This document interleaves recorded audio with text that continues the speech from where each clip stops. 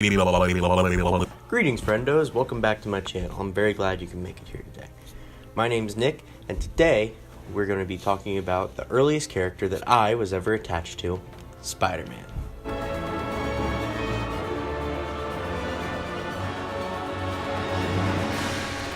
Spider-Man was originally created by the late Stan Lee and Steve Ditko for Marvel Comics' Amazing Fantasy number 15 in 1962. In the story, a young teenager named Peter Parker is bitten by a radioactive spider, which gives him superpowers beyond his wildest imagination. While the idea of a teenage superhero who was not, in fact, a sidekick was unheard of at the time, young readers very quickly became attached to the character. And Peter Parker, and thus Spider-Man, eventually became one of Marvel's most popular characters. I have a little bit of history, if you will, with this first Spider-Man movie. My parents have a tradition. It's a kind of a weird tradition. They have a tradition where every time that they are expecting, they go and see a big, huge, loud action movie at some point during the pregnancy. And so for me, being the oldest child, they started the tradition with me with Spider-Man. So that makes this the first movie that I ever saw. Or, if you want to get really technical, it's the first movie that I ever went to the movie theater for. This was actually also one of the very first movies that we ever got on DVD, and I watched it incessantly. I was addicted to this movie. Spider-Man is legitimately one of the best superhero movies to come out of the early 2000s. Doesn't exactly have a whole lot of competition,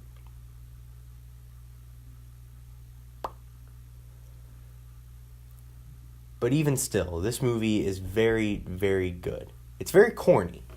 It's not quite as corny as, say, Batman and Robin, but it's corny nonetheless. And it's corny enough that it's enjoyable but not distracting. The best example of this concept is the extras.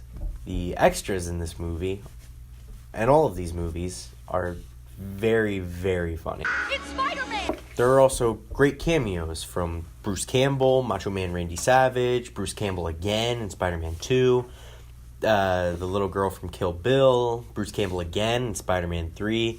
Spider-Man does whatever. These opening credits, I feel, are very emblematic of the movie as a whole. The music is very, very good. The visuals are interesting, but very dated. And that's true for the most of the movie. It looks interesting and good, but it's very dated. Speaking of which, I'd like to talk about the costumes. I really like Spider-Man's costume in this movie. It actually, honestly, looks pretty decent.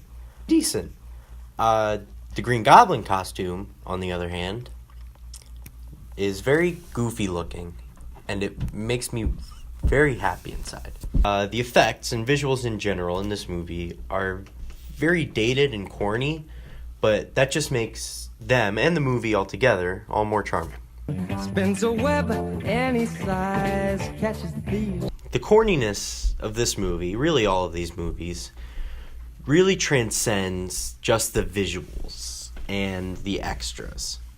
The villain, Green Goblin, played by Willem Dafoe, is a total cartoon character. He belongs in a cartoon.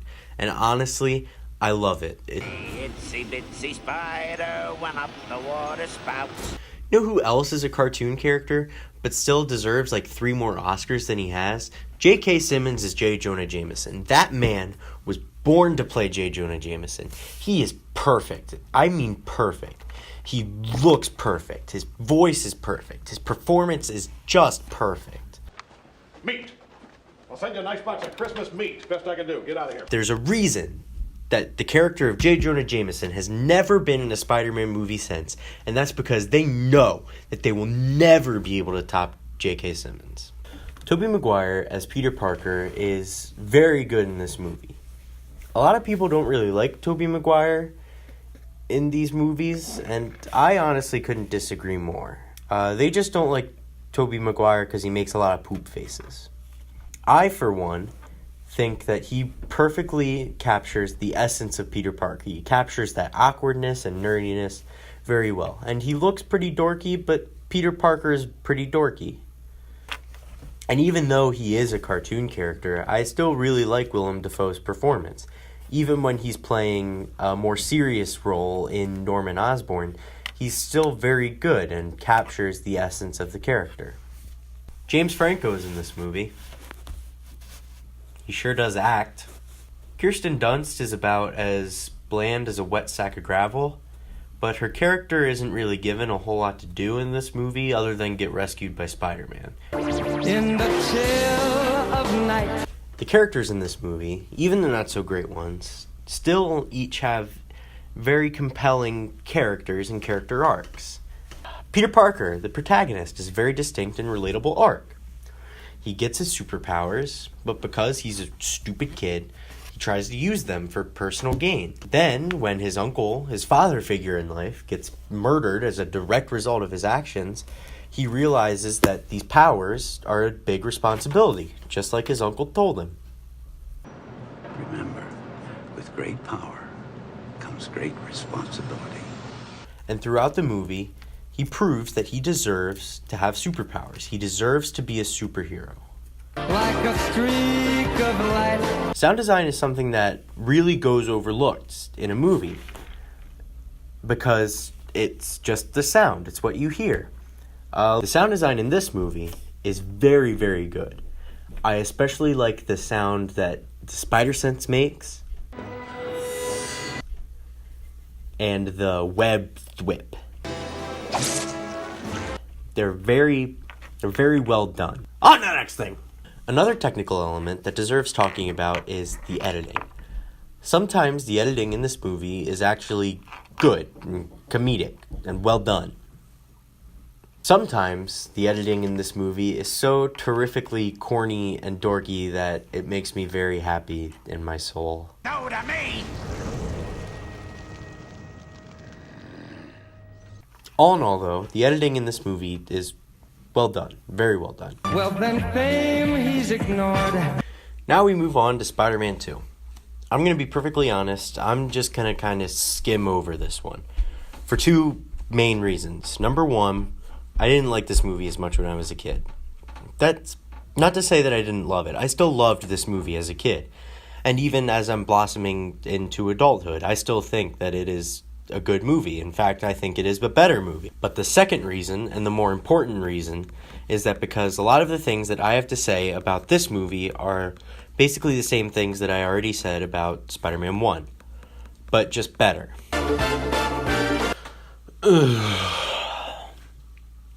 Now we have to move on to the third movie, Spider-Man 3.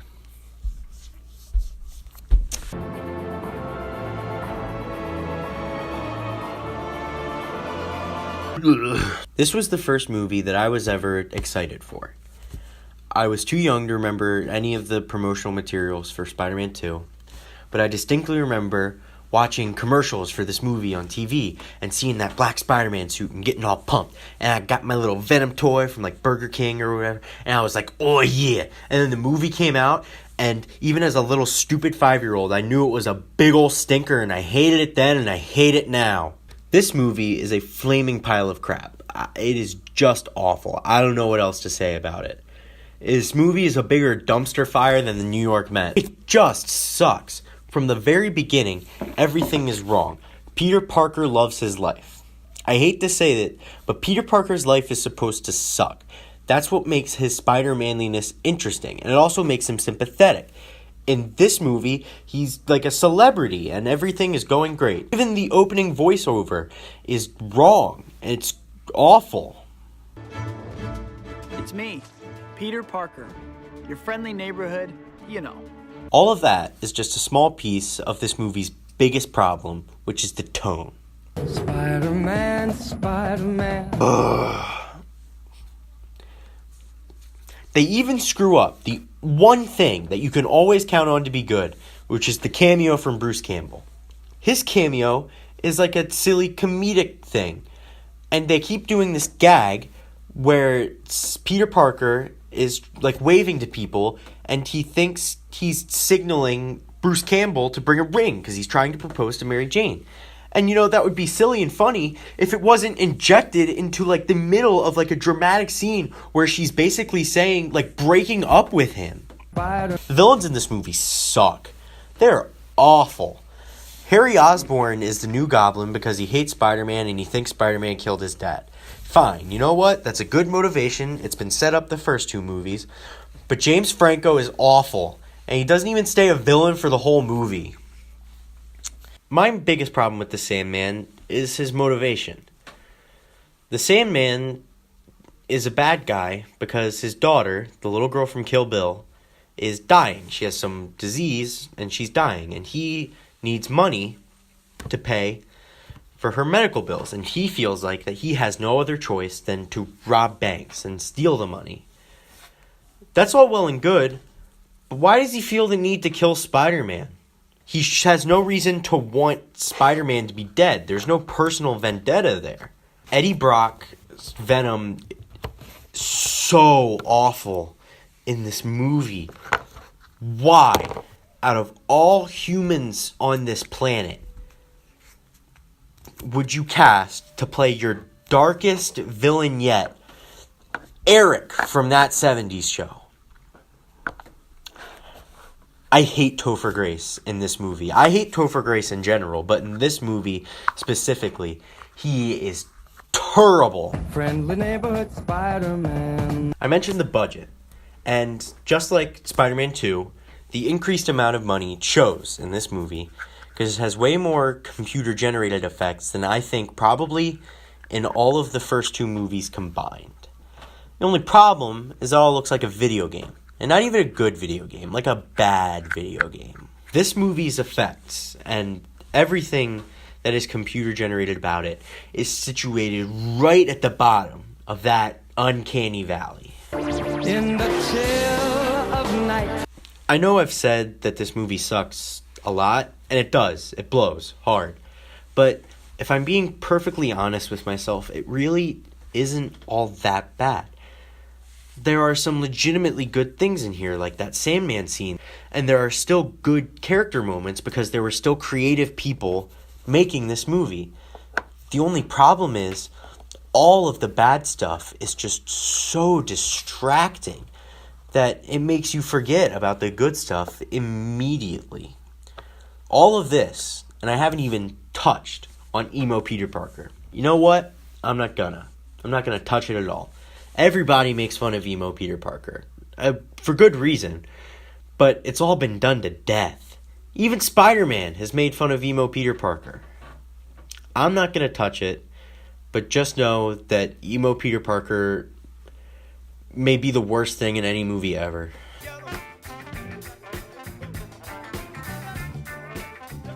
So, that's the Sam Raimi Spider-Man trilogy. A very good trilogy made up of 2 incredible movies and 1 enormous pile of crap. These were the earliest movies that I remember watching as a kid. They're fun and entertaining movies even now as I'm blossoming into adulthood. These were the first movies that I was ever passionate about, and they provided that first spark to make me truly love movies. Thank you for watching. I'll see you next week.